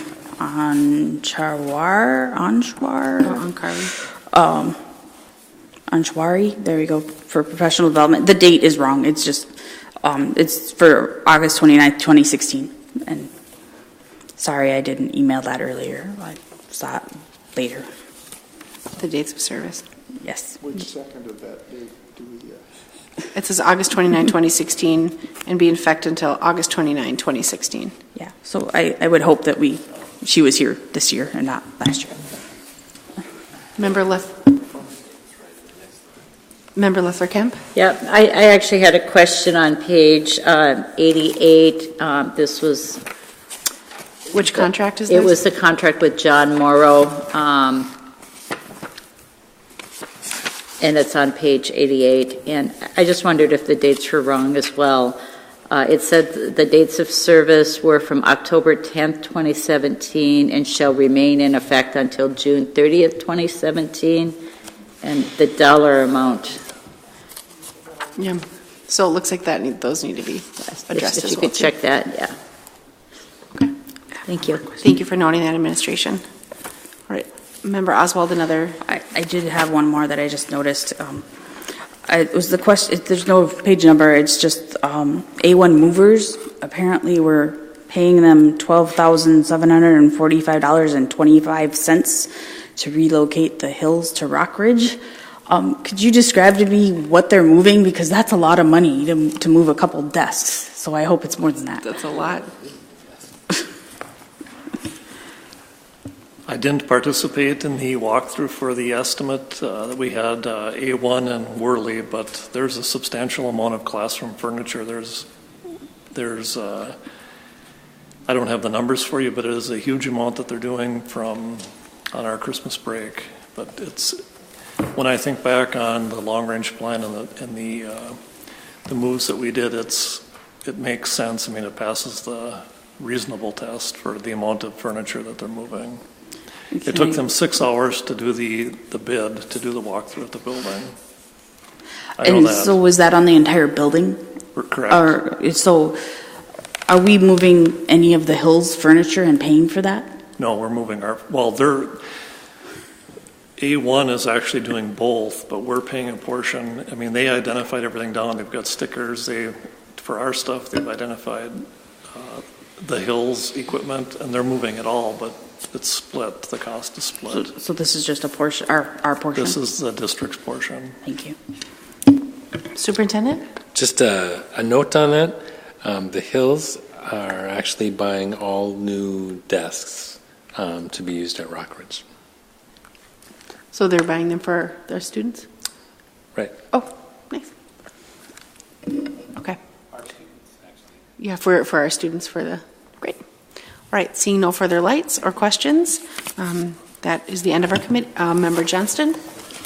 Yeah, if I could circle back to the Human Resource Committee question I had, are we at that point? Sure. Okay. I just have one final business committee question. Member Oswald? I'm sorry, Mr. Johnson, or Member Johnson, if you can indulge me. On the very last page of our board booklet, it's talking about the contract approval for Rockridge for the $2,400,000 million. And it says that the contract sum for the work defined in the attached AIA documents and Gordian proposal, and they're not attached because this is the last page.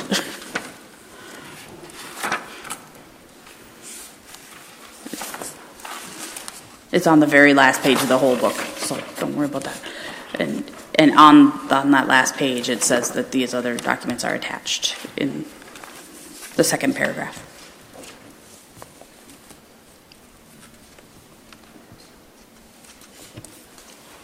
I believe that document that you're referring to was my letter to Dr. Kirby. Yes. And I think Mr. Hassler attached this just as reference to item 6E, just as a cover letter so that the members of the board knew that the document had been signed and that the full AIA document could be available or would be available upon request. So is this just for our information, or are we voting on this? It's for information. It was Okay. already approved Okay. by resolution. That's perfectly fine. I just wanted to make sure if I had the information if we were voting on it. Thank you.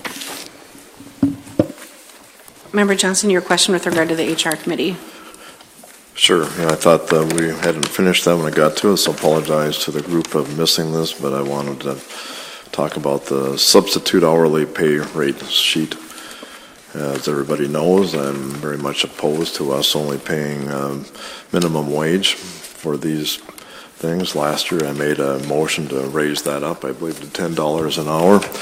I will be again doing that at our full meeting.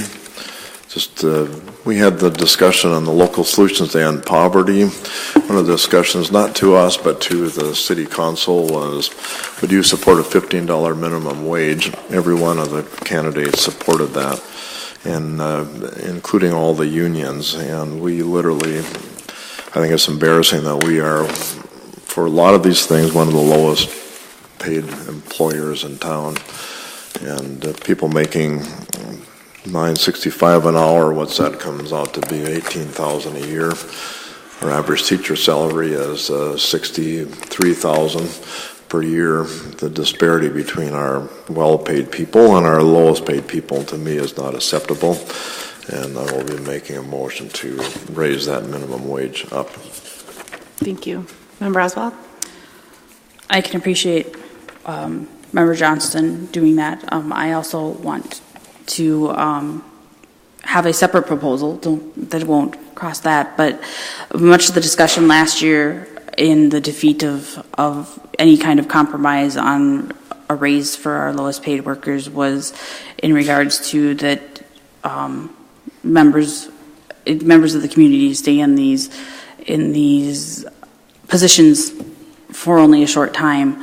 However, in the course of me being around, I know many of these people in these positions that have been there for numerous years, and they never get a raise. And so I would like to propose and intend on presenting a resolution to give them a raise if they remain in this exact same position every year, just starting now, not retroactive, equal to the amount that the teachers get every year, because that's what we base most of our other raises and contract positions on. And to get a 2% raise on $9.65 an hour, It's minimal, to say the least, but it's a gesture, because some people are our playground monitors for 10, 12, 15, 20 years, and they deserve a little pat on the back too, because as it was quoted to me, it is demoralizing to not get anything or any kind of raise, and I agree. Thank you. See no further lights, we're adjourned.